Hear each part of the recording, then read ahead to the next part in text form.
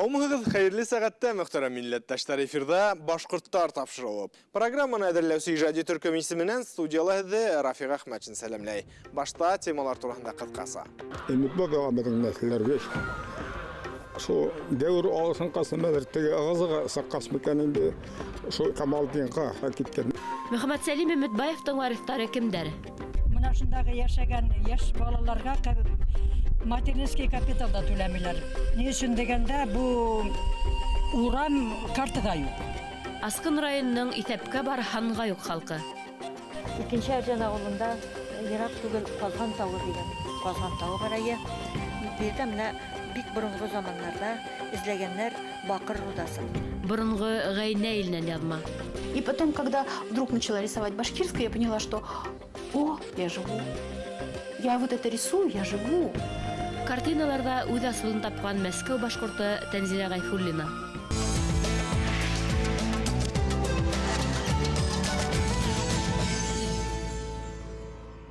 Олуг мәгрифәтсе варифтары Кырмыскалы районы Ибрахим ауылында Мөхәммәд Сәлим Өмітбаевтың нәтілі қалғанмы?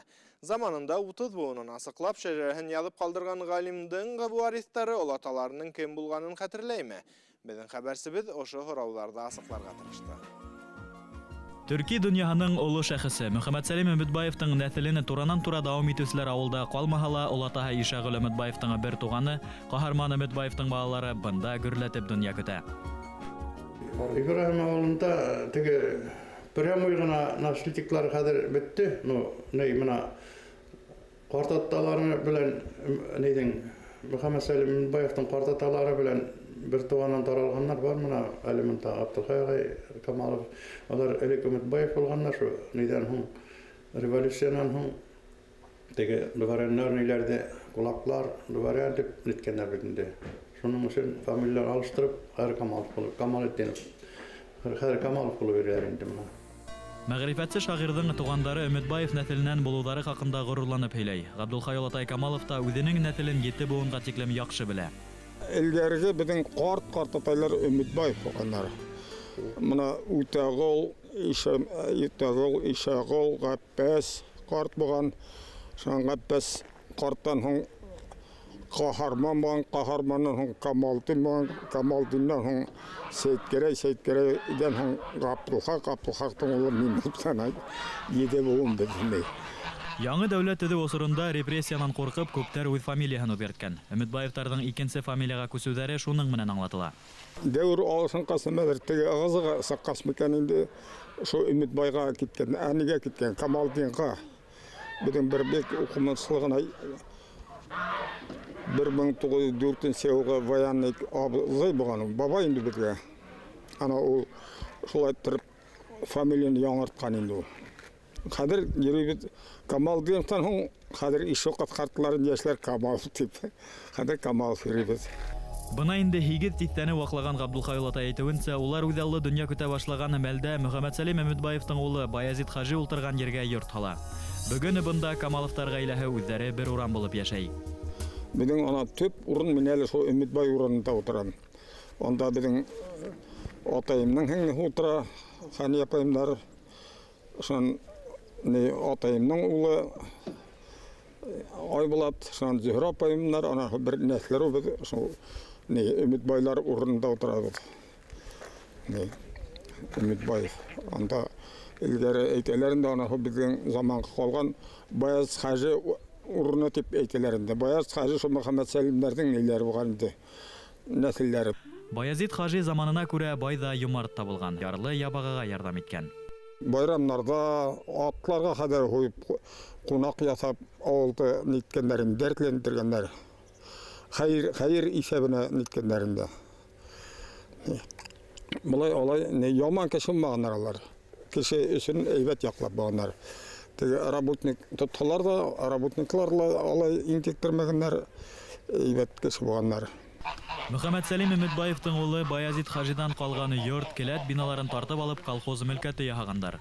Төп хуҗаларыннан һуң да улар Буатка якын халыкка хезмәт иткән. Раскулашынга вакытында алардың үйін раскулашу итеп колхозга алгандарын, колхозның ул мына арттагы йортта ине аны правильный колхоз итеп тоттылар. Şunun kiletlere var, kiletleri elimine yağarak kına bitti, kiletlerin niye ilgari mında kadılgı kalkız, mına koyma boyuntağına kiletleri G harfi deyini. Onu raskulaşı etkenen, onun elgi tilmeni boğan, şunun hurgası boğan.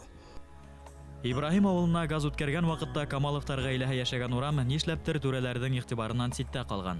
Заман уңайлыктары менән файдалана алмагач, олыларга көн күрүле авыр. Biz Orsa Muhammed Selim'nin uğramında yaşayız. Bizim gazga muhtaçız, gaz yok. Prioritetli gazımız yok. Buna hadir biz gelmende olu yaştakiler pensionerler biz paşti. Ne gaz hadetlerin hadir ne urmanka yürügele hadir urmanlı hadir ne kıymet teknikalı yok. Батырдарын хөрмәтләй белгән халык үзе лә хөрмәткә лаек диләр. Дөньяга алдынгы карашлы, күренекле шәхес биргән Ибраһим авылы халкы 21-нче буатта ябай көн күреш мәсьәләләренең хәл итүен көтә.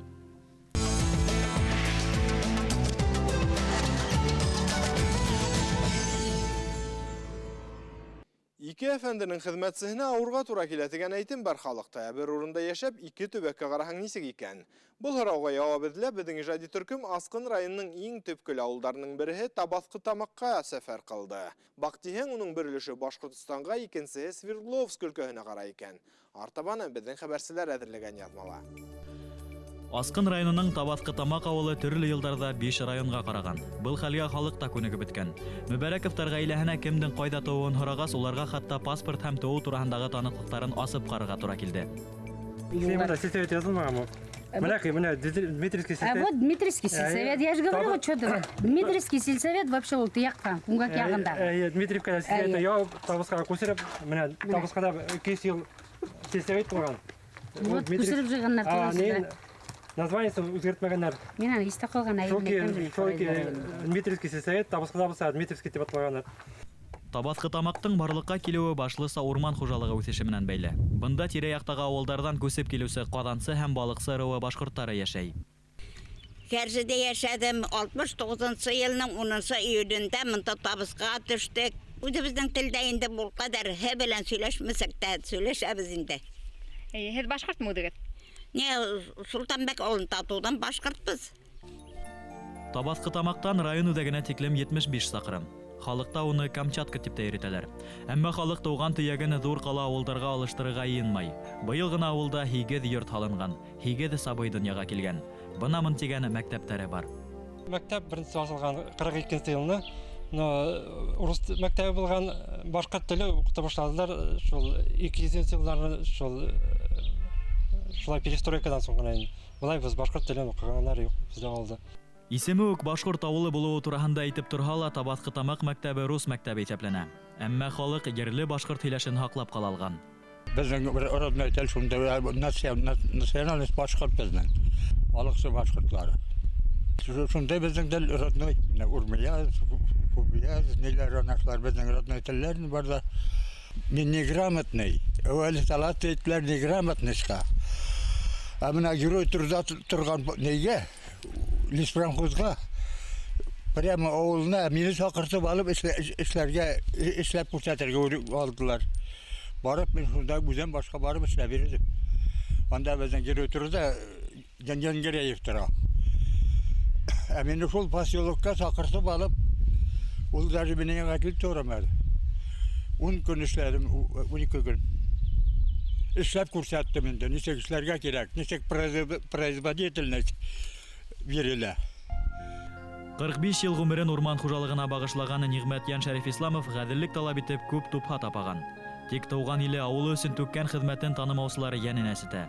Хезмәт герое исеме бирелмәүнең тагы бер сәбәбе авылдың төрле дәвердә төрле административ берәмектәргә каравында. Оның 5 балаһының паспортында 5 район исеме күрһәтелгән. 5 малай бар. Берсе монда бу районда туган, берсе Кораллы районда туган, берсе Салават районда туган, берсе Дуан районда менә.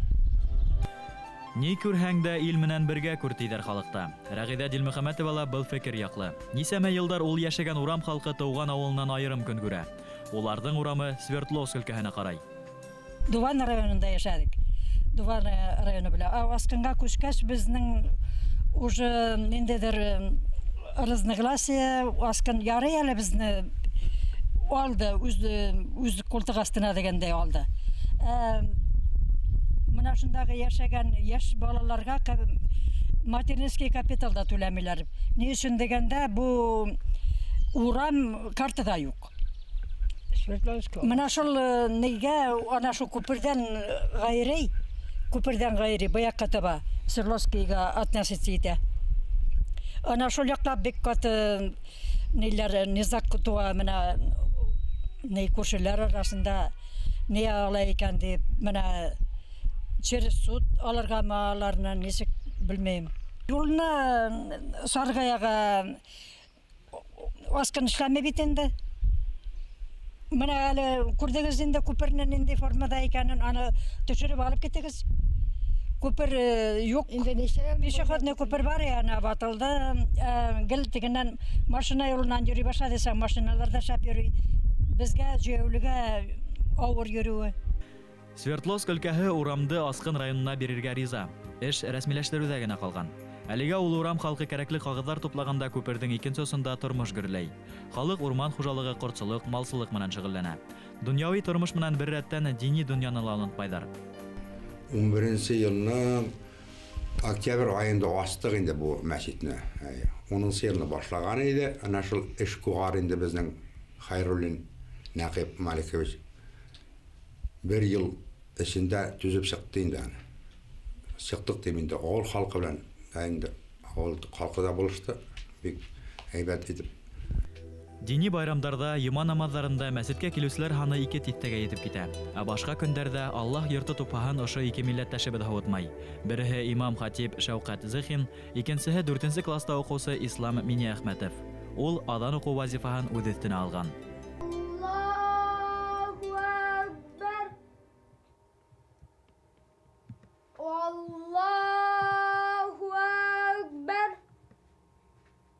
Йөгереп килә инде. Икенче не ул. Абитан соңрак укыталар икән аны. Ул намаз вакытында өлгермәсә, сумкасы белән йөгереп монда торырга керә инде. Инә кереп тормай. Молодец егет. Күз тимәсен. Алдагы көннәрдә Аллаһ Таала шулай ярдәм биреп, йөрергә Аллаһ насыйп итсен инде безгә. Мәчеткә штоп йөрүсеннәр. 10 яшьлек сабой Аллаһ кануннары буенча яшәргә өндәгәндә ничек битараф калырга була. Табасқы тамак халкы гына түгел, тотыш башкорт милләте булы сакыруга кушылыр. Әлеге вакытта 2 административ бүлеккә караган Табасқы тамак авылында барлык дөньяга танылыр дин әһелләре үсеп сыгыр әле.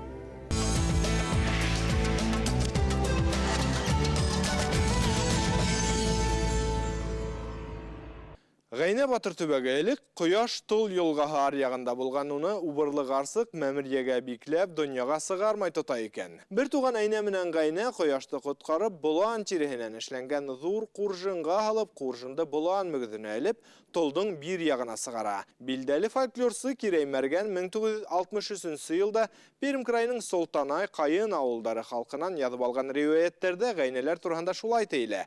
Сираттагы язмабыз Пермь крайынан Гайна Батыр нигез алган борынгы авылдан әзерләнде. Икенче бер риваяттә Әйнә Батыр үлә, Гайна турып кала, ил кора. Улы тол елгаһын 2 яклап ултырган ил була. Ямгыһы 60 авыл дип бәян ителә. Пермь крае Барда районының Әрҗән, Краснояр авылларының тарихи нәкъ ошо риваят менән бәйле. Кама елгасы буйлап урыслардан качып, безнең Әйни һәм Гайни дигән бер туганнар көймә белән менеп килгәннәр һәм аннан соң Тол елгасына борылганнар. Тол елгасы ул вакытта бик ташып ага торган, бик тирән елга булган инде, күп сулы булган. Шушы тау янында ут күргәннәр елга ярында.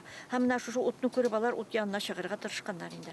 Ну шунда чыгып барган вакытта Әйни батып үлгән, Гайни чыккан, менә шушы утны алган да тау өстенә менгән, Янтык тау дип атала инде.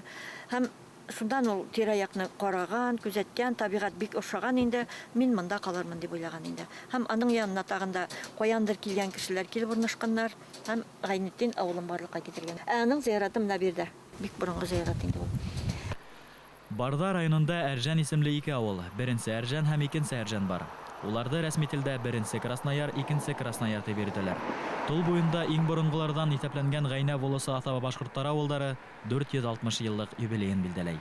Бу Гайнетдин авылы бирдә озак яши алмаган. Алар мәҗбүр булганнар Толның сул як ярына күченеп утырырга. Менә бирдә менә сул як авылга беренче Әрҗән авылы барлыкка килгән. Ул авылдардың барлыкка килүенә бәйле тагы бер фараз бар. Беренче мәртәбә Әрҗән якларына килеп урнашканнар Алтай якларыннан дигән бар менә шундый риваят. Бу риваят менә шуннан килеп чыккан инде. Хәзерге вакытта да Алтай якларында Әрҗән дигән авыл бар, Әрҗән дигән чишмә бар һәм Әрҗән дигән минераль су чыга икән әйе. Менә шушы версия беренчесе, моны безгә 109 яшенә җитеп үлгән Мәрхәбә әби сөйләп калдырды. Тарихчы Әнвәр Әсфәндияров Барда районында 2 Кызылъяр авылы булган. Улар Пугачев җитәкчелегендәге башкорт ихтилалы вакытында Көнгөрдә язылап үлтерелгән Гайнә волысы старшинаһы Көсекбай Абдуллин һәм уның якташлары Сура Рәсүлев, Шәфи Байсурин, Әбүбәкер Әзмәтовтарның туган авылы дип билдәләй. Әмма был туралы Әрҗәндәр бик белмәй. Икенче Әрҗәндә 728 кеше яши барысы. Беренче Әрҗән белән икесен бергә кушсаң 2300-дән күпләп халык яши. Балалар да шулай күп туа бездә. Яшьләр матурдан-матурны өйләр салалар. Авыл үсеп бара. Авылны картая дип әйтеп булмый.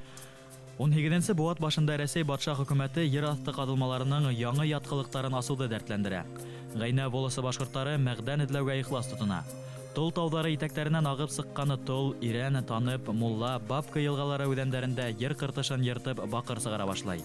Быға тиклемдә көмөш, алтын таба эретә, хәрби ҡорал ҡоя белгән башҡорттар был эштә ҙур зирәклек күрһәтә. Икенче Әрҗән авылында йыраҡ түгел Ҡазған тауы дигән Ҡазған тауы бар әйе. Бирдә менә бик боронғо заманнарда эзләгәннәр баҡыр рудасын. Әлбәттә бирдә менә аның балшығы баҡырға бик бай күренеп тора инде. Шундый баҡыр төсле аның балшығы. Ҡазғаннар бирдә менә ҡазып аны ҡаядыр алып китеп эшкәрткәннәр. Беренсе һәм икенсе Әрҗән авылдары хәҙер бер административ бүлеккә ҡарай. Уларҙы Тол йылғаһы гына айырып тора. Тимер күпер булса, халык икенче Әрҗәнгә урынлашыр иде. Шуның өчен күпер проблемасы инде бездә. Колхозлар битте бездә тарҡалып. Мәктәп бар безнең, 2 мәктәп. 8нче сыйныфҡа чаҡлы ғына беренче Әрҗәндә, икенче Әрҗәндә 4 сыйныф ҡына уҡытыла инде. 2 библиотека. Аннары шулай уҡ садиклар бар инде, 2 яҡтада. Магазиндар. Күберәге эшмәкәрлек белән, предпринимательство белән шөғөлләнеүчеләр инде, баҡшачылык белән шөғөлләнәләр. Пермь крайында яшәгән башҡорттарҙы ғилми әҙәбиәттә иң төньяҡ башҡорттар тип йөрөтәләр. Йәғни улар риүәйәттә әйтелгәнсә ҡояштың ҡараңғылыҡҡа сумып яңы көнгә ҡалҡҡан юлында көн күрә. Ғәйнәләр боронғо риүәйәткә тоғролоҡ һаҡлап, көндә яңы таң тыуыуына өмөт итеп йәшәй.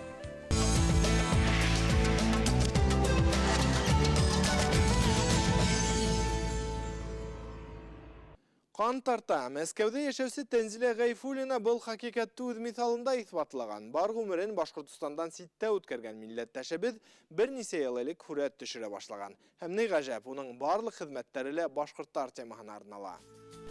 Тәнзилә Ғәйфуллина әле Аҙнабикә картинаһы өҫтөндә эшләй. Салауат Юлаевтың әсәһен улы тәү сиратта ғорур аҡыл эйәһе итеп күрһәтергә теләй. Что она в него так вложила, что он в 19 лет был мудр, умен, красив, храбр необычайно. То есть я считаю, что там не половина, там сколько сердца ее было отдано на все это. То есть в том, что так случилось, ее большая, не то что даже заслуга, но в этом она сама. Рәссамдың ижад юлы бик үҙенсәлекле. Һөнәре буйынса ул микробиолог. Уға төрлө ҡалаларҙа йәшәргә, төрлө һөнәр алмаштырырға тура килә. Балаларын тәрбиәләп аяҡҡа баҫтырғас қына үҙ юлын эҙләй башлай ул. Рәсем сәнғәтенә лә 50 йәшен үткәс кенә килә.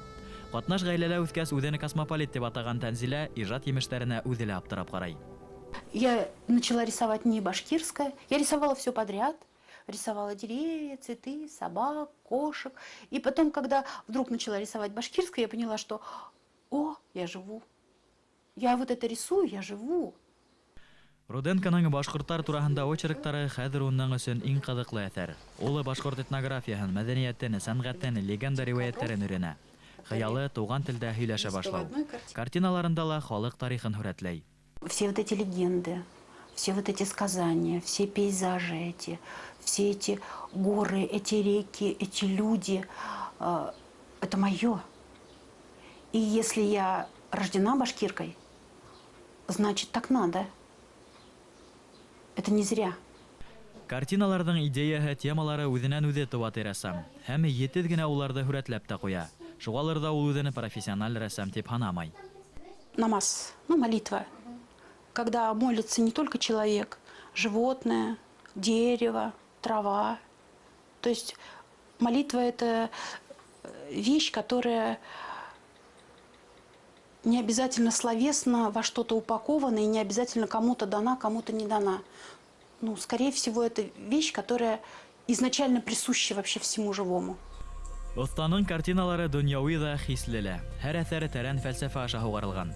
Рәссам улар хаҡында сәғәттәр буйы һөйләргә әҙер. И мастихин с маслом, видно вот там, да? И использовала темперу, и акрил. Әле ҡылҡәләм оҫтаһы заманса башҡорт шиғриәте менән ҡыҙыҡһына. Үҙенә оҡшаған әҫәрҙәрҙе рус теленә тәржемә итә. Әйткәндәй, ул үҙе лә яҙыша, әҫәрҙәре шәхси сайтында урын алған. Тап шунда ул ижадташ дуҫтары, яҡташтар менән аралаша. Башҡортостанда ни бары 3 йыл ғына йәшәгән милләттәшебеҙ ошо рәүешле тыуған төйәге менән бәйләнешен яңырта.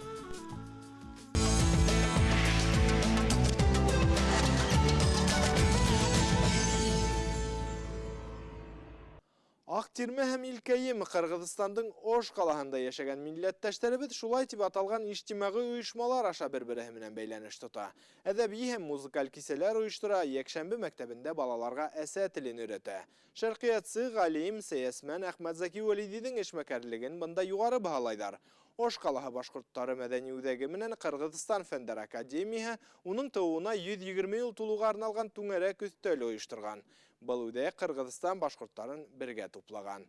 Бөгөн шуларҙың береһе менән танышабыҙ.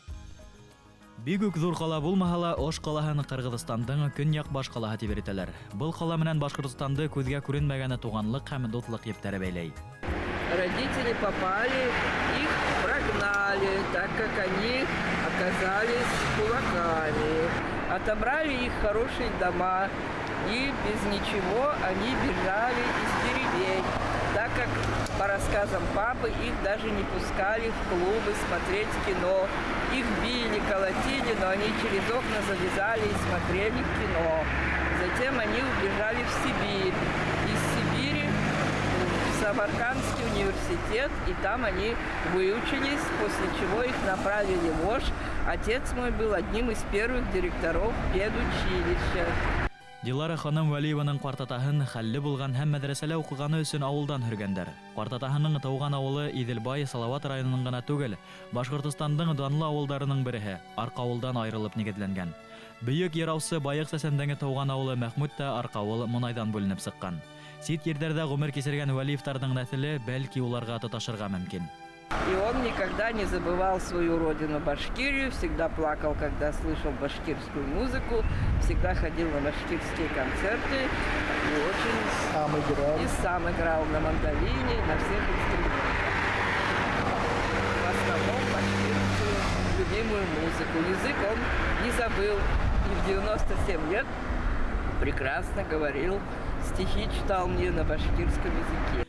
Вәлиевтәр ғаиләһе Башҡортостан менән бер ваҡытта ла бәйләнешен өҙмәгән. Дилара ханым үҙе Өфө музыка училищеһында бер нисә йыл уҡытҡан. С папой всегда купались, рыбачили, восторгались природой родной Башкирии. Очень люблю Башкирию. Хотела бы там жить, но там очень холодно. Исемдәр аҡланып, яҙмыш аҡ ҡағыҙҙан яҙыла башлаһа ла, йөрәктә яра ҡала. Бөтә ил Рәсәй булып нахаҡҡа ғәйепләнгәндәрҙең һаны буйынса рәсми статистикала аныҡ мәғлүмәт килтерә алмай. Кире ҡайтарылған мөлкәт түгел, аҡланған исем ҡәҙерле халыҡҡа. Очень много родственников в Башкирии, но ни с кем нет связи. Вот так вот нас разбросала жизнь, ни за что. Дома вернули, дом до сих пор стоит, но там никто не живет. И поэтому мне очень горестно, когда хотели люди жить, у них отобрали этот дом пятистенный, деревня Аркаул. Там. Этот дом был домом культуры, а сейчас он пустует. Һуңғы һулышыма тиклем йөрүҙән буйҙары күҙ алдымда торор. Уның һыуының тәме телемдән китмәҫ ти йөрүҙән ҡыҙы Дилара Вәлиева. Интернетта бізді www.tv-hadagarba.ru сайтында қарағыды. Редакция менен бейләніш үшін телефон 251-73-92. Бедің менен Skype елімтеге сығы фұрсатыла бар. Оның адресі Башқұрттар Хадық ТВ. Әліге тапшыру тамам, келеге ұсырашқанға чеклім, хау бұлығыд, дүнияны башқұртса қарағыд.